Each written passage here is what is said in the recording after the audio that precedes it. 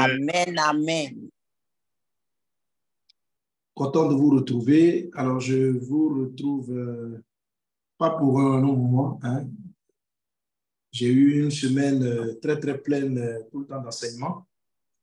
Donc, je me suis assez fatigué aujourd'hui. Je me suis dit, bon, on va se reposer pour le week-end. Mais, donc, moi aussi, je profitais de la rediffusion. Et comprenant que ça passe, donc, avant cela, je me suis dit, bon, pour ce que je voulais traiter, je vais vous donner un exercice. Hein, vous savez que nous sommes des étudiants. Je vais vous donner un exercice et on pourra développer vendredi prochain. OK? Amen. Donc, à l'issue de cette série d'enseignements donc on a beaucoup travaillé sur l'intercession, on a beaucoup travaillé, on est en train de développer maintenant l'aspect des bénédictions. Je vous ai dit que j'allais lancer des temps d'intercession et de prière. L'esprit commence à mieux m'orienter.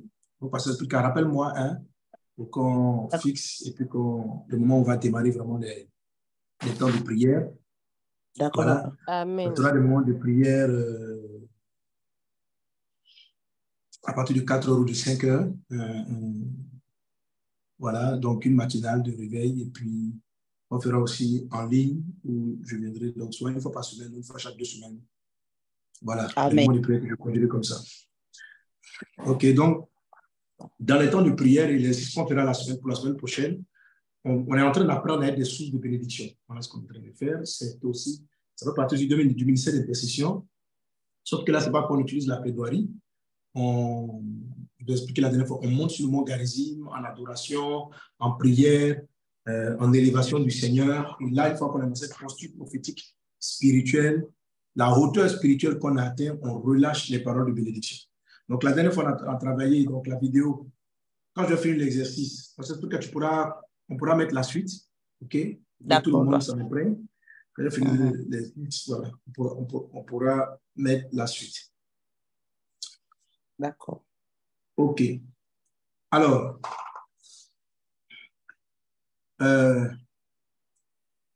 l'exercice va consister donc, on va parler, on va apprendre ce qu'on appelle en bénédiction, les bénédictions qui contournent les malédictions. L'objectif, c'est de faire de nous, cette formation-là, elle vise à faire de toi une source de bénédiction. C'est-à-dire que quelqu'un par lequel Dieu passe pour bénir. OK? Et la terre entière, on a vu tous ces passages dans la terre entière, souffre de beaucoup de malédictions. Beaucoup de problèmes que nous voyons autour de nous sont des conséquences de malédiction. Et l'arme que Dieu nous a donnée, que Dieu a donnée à notre père Abraham et qu'il a donnée à sa postérité en Christ, c'est de devenir une source de bénédiction, c'est-à-dire un moyen par lequel on va neutraliser les malédictions. Donc, les exercices qu'on va commencer maintenant, on va apprendre à les neutraliser lorsque les malédictions existent. Comment est-ce que je bénis pour neutraliser une malédiction? OK? Comment est-ce que je bénis pour neutraliser une malédiction qui est présente? Voilà. Donc, pour cela, il faut apprendre déjà à reconnaître qu'il y a une malédiction qui intervient dans un endroit. Il faut apprendre à reconnaître qu'une malédiction est dans un endroit. Donc, pour pouvoir reconnaître qu'une malédiction est dans un endroit, voilà le premier exercice. OK? Alors, donc, notez bien, et puis la commission de rédaction. Vous avez Deutéronome 27, où Israël rentre. Deutéronome 27 et 28 sont 2 chapitres. Deutéronome 27 et Deutéronome 28 sont 2 chapitres de bénédiction et de malédiction. Au chapitre 27, à partir du verset 11 jusqu'à la fin du chapitre, on lit un ensemble de malédictions qui sont prononcées sur le mont Ébal. Hein, donc, je rappelle, pour déclarer les bénédictions, il fallait monter sur le mont Garizim. Pour prononcer la malédiction, il fallait monter sur le mont Ébal. Et je t'expliquais la dernière fois que quand Dieu demande de déclarer des malédictions, ce n'est pas des incantations, ce sont des mises en garde et ce sont des moyens de protection. Ce sont des protections. Donc, les malédictions qui viennent de la part de Dieu sont des systèmes de protection. Un peu comme si on mettait des barbelés électriques et on dit interdit de monter. Donc, tu sais que si tu montes, tu seras électrocuté. Donc, je vais dire par exemple, si tu maudis quelqu'un que j'ai béni, qui descend de la descendance d'Abraham, ça aura une conséquence significative sur toi. les flèches vont revenir sur toi. Donc, la malédiction qui dit, quand Dieu dit, quiconque te bénira sera béni, quiconque te maudira sera maudit, la partie quiconque te maudira, c'est comme si c'était prononcé à part. Sur le plan spirituel, hein, vous voyez Garizim et puis Ebal, des visions spirituelles de l'élévation, ok? Des visions de montée dans la présence du Seigneur. Okay? Donc, quand il dit, par exemple, donc, il donne un ensemble de bénédictions, tu es béni, tu es béni, tu es béni, et puis il dit, quiconque te bénira sera béni, mais quiconque te maudira sera maudit. Donc, qu'est-ce que Dieu fait? Par cette malédiction, il protège Abraham et sa descendance d'autres formes de malédiction. Il les protège. C'est pour ça que, par exemple, celui dont on a lu l'histoire la dernière fois, Balaam, il est parti tomber sur un mur. La conséquence de ce qu'il a essayé de faire, parce qu'après, il va conseiller au roi d'envoyer des prostituées, d'envoyer des filles pour qu'elles créent la colère de Dieu, l'irritation de Dieu contre les Israélites. Et cela va entraîner une conséquence avec un jugement, une malédiction qui va les frapper avec beaucoup de morts. Donc, Dieu aussi l'a jugé et Balaam a été tué, malgré qu'il soit un prophète de Dieu. Donc, ça, c'est comme ça que Dieu protégeait la protection. C'est-à-dire qu'il vous met en garde. Et Balaam l'avait dit, quand il est monté et qu'il s'apprêtait à maudire, il a dit, mais Dieu ne trouve rien qui irrite dans ce peuple. Et il ne peut pas le maudire. Donc, il a utilisé des subterfuges pour pouvoir insérer le péché afin que la colère de Dieu soit manifestée, afin que Dieu puisse frapper lui-même. Donc, c'est pourquoi il était jugé. Donc, Dieu utilise les malédictions pas pour détruire les personnes, mais pour protéger. OK? Pour protéger des vertus, pour garder des vertus et pour que les hommes ne s'attardent pas à faire le contraire. Alors, donc, ces malédictions-là vont subsister et vont être là. Et si tu veux les neutraliser, pour les neutraliser, il faut déjà un peu les comprendre et comprendre comment elles agissent. Alors, voici un peu quelques malédictions qui sont prononcées et puis leurs conséquences, leurs manifestations seront vues à partir du verset 15 de Deutéronome 28.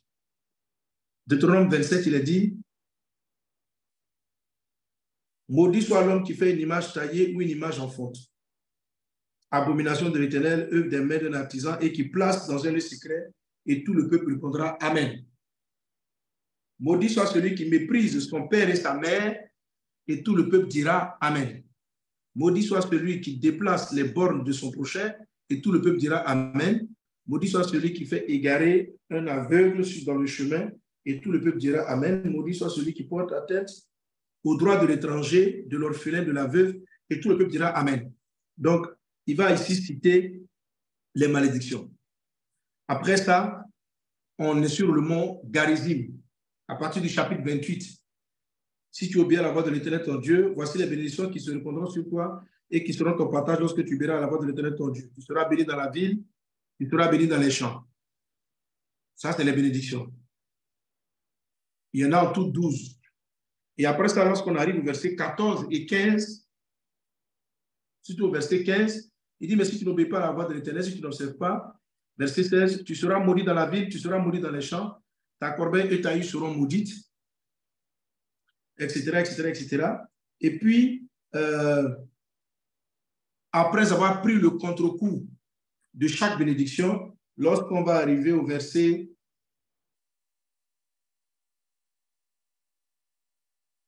27, il va expliquer un peu comment les malédictions se manifestent. Tu verras, par exemple, il dit, au verset 21, « L'Éternel attachera à toi la peste jusqu'à ce qu'elle te consume dans le pays dont tu vas entrer en possession. » Tu vois?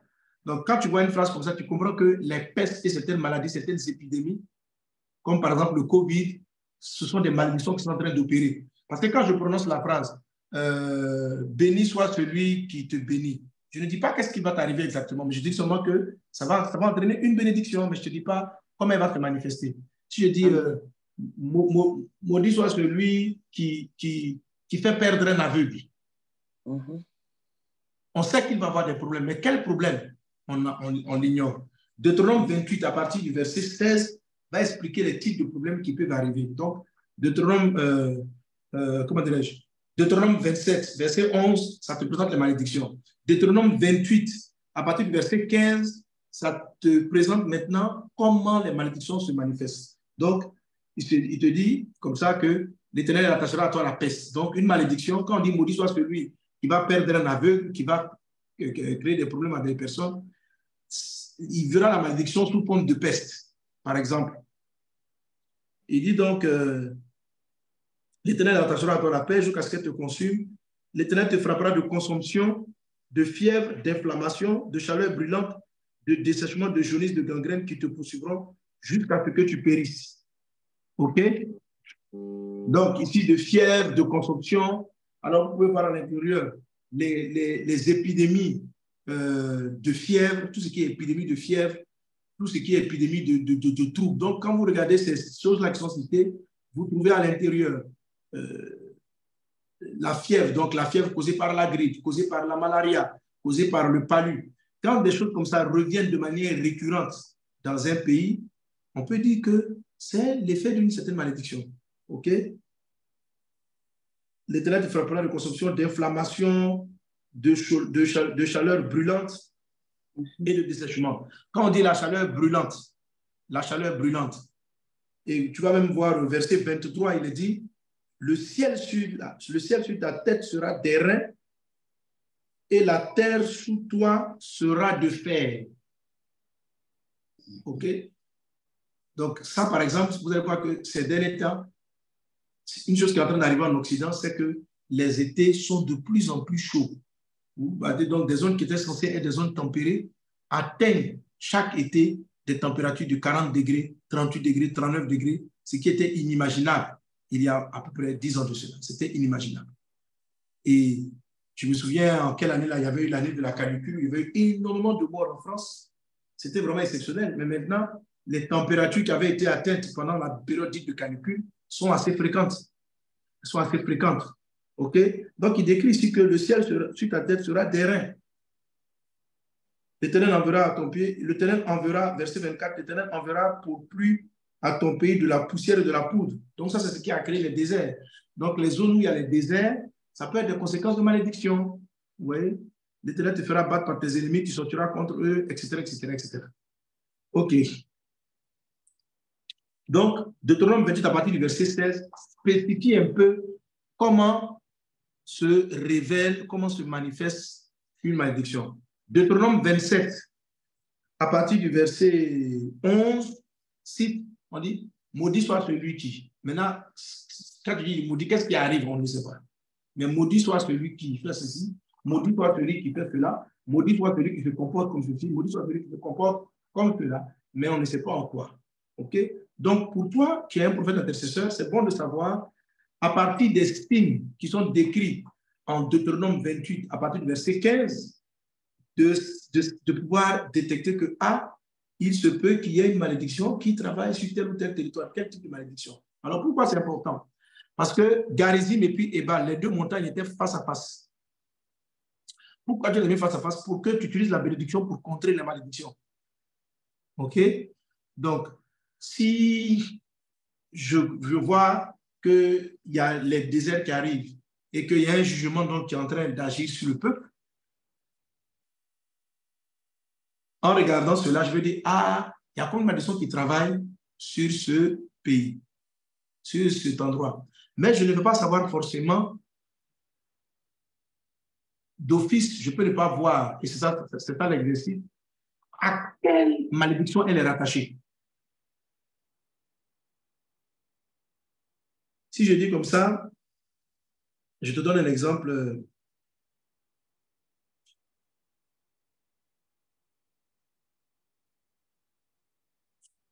Je prends le verset 17 de Deutéronome 27. Il est dit, maudit soit celui qui déplace les bornes de son prochain et tout le peuple dira Amen. OK? Si tu prends ce passage-là, on dit que quand quelqu'un déplace la borne, c'est-à-dire il vole le terrain des autres, mais on a aussi, par exemple, la borne des pères, etc. Quand quelqu'un fait ça, ça lui crée certains problèmes. Il y a une série de problèmes qui peuvent arriver. Donc, que ce soit dans le Deutéronome 28, par exemple, la Bible dit que si quelqu'un déplace la borne, il ne faut pas déplacer la borne de tes parents. Ça fait partie des déplacements de borne. OK? Il faut connaître les limites des choses. Donc, quand tu dépasses une limite, ça crée un certain nombre de problèmes. À partir de cette phrase-là, vous pouvez trouver dans la Bible, dans Deutéronome 28 et dans d'autres passages, comment se manifeste ce maudit soit celui qui a déplacé une borne. Voilà, il y a certaines, vous ne pourrez pas rattacher. En fait, l'exercice va consister à savoir attacher une manifestation à qu'est-ce qui a pu être fait, à peu près. OK? Est-ce qu'on a ensemble? Amen. Amen. Voilà, à peu près. Je prends Deutéronome 28, verset 4. Le fruit de tes entrailles, le fruit de ton sol, le fruit de tes troupeaux, les porteurs de ton gros, de ton menu bétail, toutes ces choses seront bénies. Ça, c'est la bénédiction des entrailles. OK? Quand quelqu'un n'a pas cette bénédiction, qu'est-ce qu'il a? Qu'est-ce qu'il a? Je vais toujours dans Deutéronome 28. J'arrive au verset 18. Il est dit là, le fruit de tes entrailles, le fruit de ton sol, les portées de ton gros et de ton menu bétail, toutes ces choses seront maudites. Alors, cette malédiction-là, elle dit, problème d'enfantement, le fruit des entrailles, les enfants sont compliqués, le fruit de ton sol, les portées de ton gros et de ton menu bétail. Donc, quand vous allez lire la suite de Deutéronome 28, où on parle de malédiction, vous allez vous rendre compte qu'il y a des malédictions qui vont attaquer les entrailles, qui vont attaquer le fruit, qui vont attaquer les portées du gros et du menu bétail, okay? Qui vont les attaquer. Donc, en fait, l'exercice consiste à faire un parallèle entre une bénédiction, la malédiction qui a été déclarée en face, donc sur le mont Ebal, parce qu'ils étaient déclarés face contre face, et puis certaines manifestations. En fait, celles que vous voyez comme étant manifestations possibles de la malédiction. Mais surtout, Marco aussi, certaines manifestations de la bénédiction. Prends ça au moins sur 3 ou 4 bénédictions. Tu n'es pas obligé de faire les 12. OK?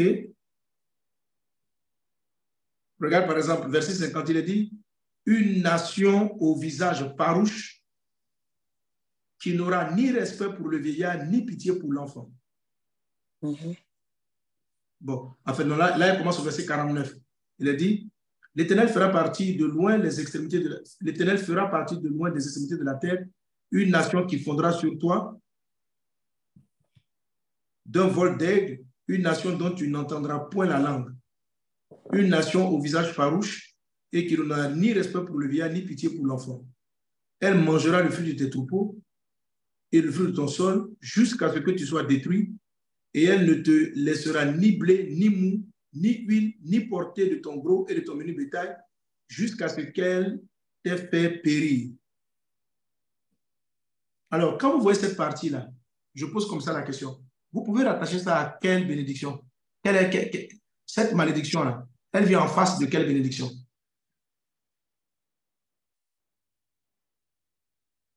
C'est une question que j'ai posée. Qui pense à quoi elle peut venir? Regardez la syntaxe de la bénédiction, de la malédiction. Il dit, on va manger le fruit de ton troupeau, le fruit de ton sol. Donc, il dit qu'il y a une nation qui va venir, un peuple va venir et il va attaquer le fruit de ton troupeau. Donc, tu vois qu'avec ça, on est en train de montrer comment va se manifester l'opposé de la bénédiction numéro 2. Numéro 2, c'est ça. 28. C'est-à-dire que quand je dis que le fruit de ton sol est maudit, ou bien le fruit de tes troupeaux est maudit, ça veut dire quoi concrètement? Il explique ici que ce sont des étrangers qui vont venir, qui vont, quand tu vas cultiver, ils vont prendre ton produit, ils vont aller chez eux. Donc, quand tu vas cultiver, tu ne vas pas manger. Tu vois? Donc, quand vous voyez, par exemple, donc, on a ça beaucoup en Afrique. Quand vous voyez comme ça, les gens cultivent. Les gens plantent le cacao, ils plantent le coton, mais ils ne s'enrichissent pas. Il dit un peuple dont tu ne connais pas le nom, un peuple qui n'a pas pitié. Donc, quand vous voyez l'exploitation qu'a subi l'Afrique, vous voyez que la bénédiction numéro 2 a été prononcée face à cette malédiction. Voilà. Elle a été prononcée face à la malédiction. Donc, la bénédiction numéro 2, le fruit de ton sol, les porteurs de ton gros et de ton menu bétail, toutes ces choses sont bénies. Ça, c'est ta bénédiction numéro 2. Mhm. La bénédiction numéro 2 vient neutraliser quoi? Toi qui es une source de bénédiction, elle vient neutraliser quoi? Elle vient neutraliser un ensemble de choses, dont des populations exploitées, des sols exploités. Amen. Donc, quelqu'un qui me dit la colonisation. Donc, la colonisation, l'esclavage, en fait, toutes ces choses-là nous montrent que le peuple-là est en train de subir, on va dire comme ça, une malédiction type numéro 2. OK? Vous comprenez, non? Amen. Donc, si vous regardez Deutéronome 27, Deutéronome 28, les bénédictions, et puis après, la précision dans les manifestations des malédictions, vous allez pouvoir savoir quel type de problème est là, fatigue une région donnée. OK? Et vous allez, Amen. donc, l'exercice va consister juste à prendre 3 ou 4 des bénédictions et puis à faire des liens. C'est-à-dire, c'est écrit ici. Regardez par exemple le verset 53 de Deutéronome 28. Au milieu de l'angoisse et de la détresse, où te réduira ton ennemi, tu mangeras le fruit de tes entrailles, la chair de tes fils et de tes filles que l'Éternel ton Dieu t'aura donné. Au milieu de l'angoisse et de la détresse, où te réduira ton ennemi, tu mangeras le fruit de tes entrailles, la chair de tes fils et de tes filles que l'Éternel ton Dieu t'aura donné. Ça ressemble à quoi selon vous? Des gens qui sont dans la détresse et qui vont même manger leur propre enfant. Ça ressemble à quoi? Ça vient, papa, ça vient s'opposer à la bénédiction qui dit le fruit de tes entrailles sera béni. Ça vient s'opposer à ça. Mais ici, tu vois par exemple la sorcellerie. Tu vois? C'est-à-dire des gens, quand tu vois dans les villages, les gens, ils sont dans la misère, ils sont dans la pauvreté et mystiquement, ils vont manger leurs enfants. Tu vois? Donc, vous voyez que même le comportement des sorciers, le comportement des œuvres mystiques, tout ça, derrière, à la base, il y a des malédictions qui travaillent contre la population. Tu vois? Ils travaillent contre la population. Et quand si vous prenez le temps donc, de lire, ce sont des passages qu'on n'aime pas lire, les gens n'aiment pas lire parce qu'on n'a pas envie d'entendre cela. Mais nous sommes des prophètes d'intercession. C'est-à-dire qu'il faut qu'on comprenne comment ça fonctionne. Tu vois? Pouvoir bénir. Parce que le truc, c'est qu'on va bénir pour neutraliser. Tu vois? Amen. Donc, je dois savoir ce que je neutralise. Pour savoir ce que je neutralise, je dois savoir, parce que je dois savoir quelle est la bénédiction qui est en face. C'est-à-dire que quelle est la bénédiction qui vient contrer ça? Qu'est-ce qui est déclaré sur Garizim? Qu'est-ce qui est déclaré sur Ebal? Qu'est-ce qui est déclaré sur Garizim? Parce que toi, tu vas te mettre du côté de Garizim et maintenant tu vas, dans les réunions de prière qu'on aura, après ces exercices-là, tu vas maintenant libérer des paroles de grâce, de bénédiction sur ta famille, sur ton pays, sur ta nation, en mettant en opposition la bénédiction qui vient la neutraliser. OK? Amen. Amen. Amen. Amen. Alors, sur les 3 ou 4, vous n'avez pas besoin de prendre tout. Sur les 3 ou 4, quelquefois vous allez voir que les conséquences peuvent s'associer à 2 ou 3 bénédictions. Hein. Voilà. Donc, tout à l'heure, il y a un qui a dit, bon, il voit qu'ici, là, c'est rattaché à la malédiction des entrailles. Maintenant, tu peux regarder aussi que c'est aussi lié, parce qu'on dit, quand on dit un ennemi puissant va venir te prendre, c'est aussi lié à la bénédiction numéro 12 qui dit, tu seras toujours en haut, tu ne seras jamais en bas. L'opposé, c'est que ton ennemi sera plus puissant que toi. Tu seras en dessous, tu vas emprunter. Ça vient aussi, comme on parle donc d'un homme qui va venir, donc la malédiction qu'on a vue là, elle a attaqué les entrailles. Mais la manière dont elle est formulée, on voit que le peuple qui est victime de cette malédiction est influencé, dominé par un peuple étranger. Donc, on voit là-dessus la domination. On voit aussi l'opposé de la bénédiction numéro 5. Parce que la bénédiction numéro 5 dit quoi? Les ennemis viendront contre toi par un chemin, ils s'enfuiront par 7 chemins. Maintenant, lui, ses ennemis arrivent vers lui par un chemin et puis il le gagne. Donc, il y a un problème avec l'adversité. Dieu lui a donné un sol, Dieu lui a donné une terre, mais il n'en profite pas parce que les ennemis arrivent à avoir la victoire. Donc, la seule manifestation de malédiction qu'on a lue ici peut être rattachée à elle seule 3 bénédictions de face. Donc, le prophète intercesseur qui sait ça, tu vois, tu sais de quoi il s'agit, et dans le calme, tu regardes, tu dis, ah, dans ce pays-là, quand je remarque, tous les gens qui travaillent ne profitent pas de leurs travaux. Je remarque dans ce pays que la richesse n'est que dans la main des étrangers. Pas qu'on est contre les étrangers, mais ce n'est pas normal. Si Dieu leur a donné cette terre, c'est pour qu'ils puissent en jouir. Si d'autres en jouissent, c'est qu'il y a un problème. Voilà. La population, eux, vont passer le temps à se morfondre, mais toi, tu es un intercesseur, tu vas te lever et tu vas commencer à porter les paroles qu'il faut pour que cela soit changé. Amen. Amen. Pour que cela soit changé. Donc, Amen. j'espère qu'il est assez compréhensible. Amen. Amen. Alors, ce que j'aurais enseigné aujourd'hui et que donc j'enseignerai par la suite, c'est qu'une fois que vous allez arriver à créer l'opposition, comment dire l'opposition, donc la bénédiction et les trucs qui viennent en opposition, l'exercice qu'on va faire, c'est je t'aurais parlé aujourd'hui, mais je vais arrêter maintenant là, du contournement de la malédiction. Comment on contourne une malédiction?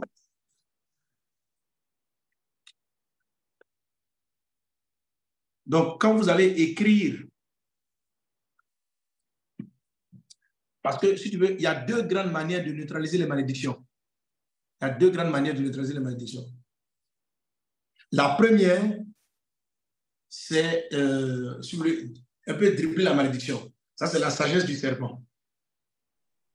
La deuxième, non, sinon, il y en a même trois.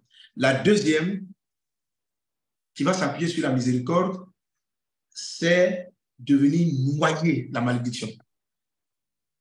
Voilà. Mais là, je dis aussi qu'il y a un troisième, parce qu'en fait, l'autre, la deuxième, quand je dis noyer, c'est parce que je vais déclarer la bénédiction d'une hauteur plus haute que celui qui a déclaré la malédiction. Amen. Voilà, là maintenant, je me tiens dans les lieux élevés et je bénis.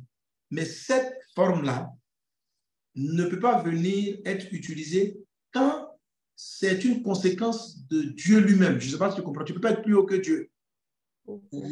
Amen. Okay? Quand c'est un grand-père ou un chef de village qui a maudit, c'est facile à contrer. Là, tu peux noyer ce genre de malédiction. Parce que toi, tu as eu dans une instance supérieure. Mais il y en a d'autres. Par exemple, Dieu dit, celui qui maudit mon oint sera maudit. Madame Michal, la femme de David, elle est stérile. Mais elle est stérile parce qu'elle a levé la voix contre quelqu'un qui était sous l'onction. Donc, ce n'est pas un démon, ce n'est pas une autorité banale. OK? Amen. Quand c'est comme ça, et ça, c'est ce qu'on va étudier, il faut savoir un peu la forme. Quand tu as appris la face, en fait, tu peux soit utiliser le contournement ou utiliser la faveur supérieure et puis bénir. Ou encore combiner avec l'art de la miséricorde, c'est-à-dire combiner ta bénédiction avec de l'intercession. OK? Alors, quand on va dans Genèse, chapitre 27,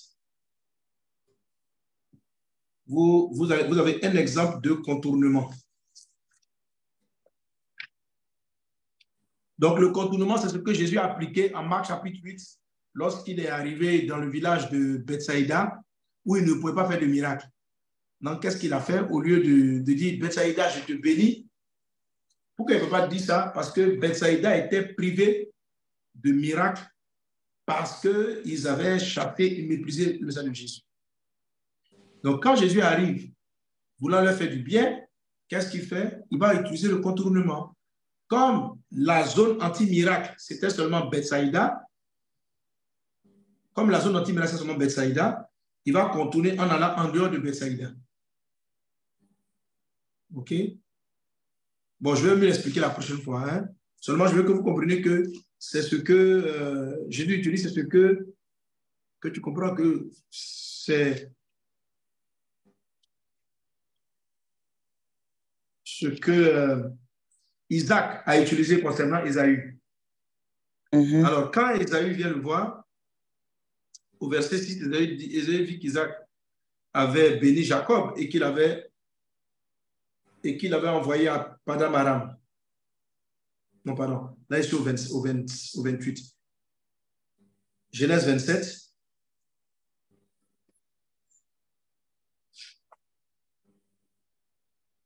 Au verset 35. Genèse 27, 35, il est dit, Isaac dit, ton frère est venu avec ruse et il a enlevé ta bénédiction. Et Ésaü dit, est-ce parce qu'on l'a appelé du nom de Jacob qu'il m'a supplanté 2 fois, il a enlevé mon droit de naissance, et voici maintenant qu'il vient d'enlever ma bénédiction. Il dit, n'as-tu point réservé de bénédiction pour moi? Isaac répondit et dit à Ésaü, voici, je l'ai établi ton maître. Et je lui ai donné tous ses frères pour serviteurs. Je l'ai pourvu de blé, de vin. Que puis-je donc faire pour toi, mon fils? Ésaü dit à son père, n'as-tu que cette seule bénédiction? Mon père, bénis-moi aussi, mon père. Et Ésaü éleva la voix et pleura. Isaac, son père, répondit et lui dit, voici, ta demeure sera privée de la graisse de la terre et de la rosée du ciel d'en haut. Tu vivras de ton épée. Donc, il a contourné l'agriculture. Donc, qu'est-ce qui s'est passé? Ésaü, ils étaient des bergers et des cultivateurs. Or, quand Isaac a béni Jacob, il lui a donné la graisse de la terre, il lui a donné la rosée du ciel en bénédiction. Donc, Amen. Et comment dirais-je, Ésaü maintenant dit, à moi aussi, il faut me bénir. Il dit, bon, ok. Et puis il dit, je l'ai déjà mis ton chef. Voilà ce qu'il lui a donné, mais je peux faire quoi d'autre? Donc, comme il veut bénir Ésaü, il va contrer, il va dire, ok, comme la terre est déjà en sa faveur et que toi, tu ne peux plus l'avoir, toi, tu vas vivre de ton épée. Ce qui fait que les peuplades qui vont descendre d'Ésaü seront des peuplades nomades qui vont attaquer les autres, faire la guerre et puis récupérer leurs richesses. Voilà. Ils ne seront pas dans l'agriculture, ils ne seront pas en train de faire des moutons. Ils vont, tu vas te mouton. Donc, c'est sa bénédiction pour vivre. On a dit, tu vivras de ton épée. Tu seras asservi à ton frère. Mais en errant librement ça et là, tu briseras son joug de dessous ton genou. Donc, la bénédiction qu'il a déclarée, il a dit que vous serez nomades. Vous allez voir, par exemple, ce genre de bénédiction-là, ce genre de paroles-là, avec ce qu'on appelle les gens du voyage, les tziganes, tout ça. Donc, je ne sais pas quelle malédiction, mais ça peut être une bénédiction. Donc, en fait, en faisant ça, qu'est-ce qu'ils font? Comme j'ai donné toutes les terres, j'ai donné la terre à Isaac, ouais, je ne peux pas te bénir de bénédiction de la terre, mais tu seras nomade et en te promenant de lieu en lieu, il n'arrivera pas à prendre le contrôle sur toi. Donc, qu'est-ce que Isaac a fait? Il a regardé dans la bénédiction où étaient des brèches. Et puis, il a libéré une bénédiction pour que Ésaü ait une voie de sortie. Donc, ça, c'est un peu le contournement. Alléluia. Amen. Amen. Amen. Amen. Amen. Un exemple de contournement. Josué, donc c'est ça le deuxième exercice. Josué a maudit Jéricho. Deuxième exercice, Josué a maudit Jéricho, que celui qui va rebâtir, va poser les fondements, son premier fils va mourir, et quand il va poser les portes, son deuxième fils va mourir. Alors, Hiel de Bethel vient te voir et il dit, je sens que Dieu veut que je rebâtisse Jéricho. Comment peux-tu bénir le travail pour qu'il puisse rebâtir Jéricho? Parce que quelque part, c'était la volonté de Dieu que Jéricho soit rebâti. Comment est-ce qu'on peut neutraliser la malédiction qui était sur Jéricho? Si Hiel de Bethel venait te consulter, qu'est-ce que tu aurais fait en utilisant ici, je te dis, en utilisant une bénédiction de contournement? Tu vois? Tu vas dire que tu ne peux pas neutraliser cette malédiction-là, mais comment est-ce que tu peux utiliser la sagesse que Isaac a utilisée pour faire sortir Ésaü? Tu vois? Donc, la parole est prononcée comme ça. Le premier fils va mourir, le second fils va décéder en fonction de l'évolution de la construction. Alors, si tu étais à la place, en tant que Nightfire, conseiller, Nightfighters, conseiller de Hiel de Bethel. Hein, ma fille, mon fils, comment tu vas neutraliser cette malédiction? Tu vois? Alors, donc, imaginez, faites les 6, et puis vendredi prochain, on fait les parallèles, et puis le deuxième exercice, on fait. Alors, si j'entends qu'il y a une telle malédiction qui a été prononcée, moi, je monte sur Galésie, mais qu'est-ce que je dis? Comment est-ce que je bénis? Comment est-ce que je contourne? Amen. Ok, que Dieu vous bénisse. Voici les deux exercices que je vais vous donner. Et je vais m'arrêter là pour aujourd'hui. Hein, bien me reposer et puis pouvoir au culte du week-end. Amen. Pasteur Prisca, ça va pour les exercices, on comprend? Oui, ça va. C'est clair, non? Oui, Voilà. c'est clair, papa. Hein, vous êtes des étudiants, vous êtes des étudiants. C'est vrai que c'est libre, on ne peut pas noter, mais c'est important pour vous de savoir prier, de savoir intercéder, de savoir être efficace. Il y a trop de gens qui souffrent, il faut qu'on arrive à résoudre les problèmes. OK? Dieu nous a appelés pour qu'on soit des sources de bénédiction. Voilà. La terre souffre de malheur, les gens ont beaucoup de problèmes, on peut résoudre les problèmes. Tu peux les résoudre. Il y a la grâce de Dieu qui est dans ta vie. OK? Amen. Tu peux le faire. Il faut savoir comment ça fonctionne. Savoir comment ça fonctionne. Amen. Amen. Donc, proposez-moi diverses solutions si vous deviez empêcher la destruction de celui qui allait vouloir rebâtir.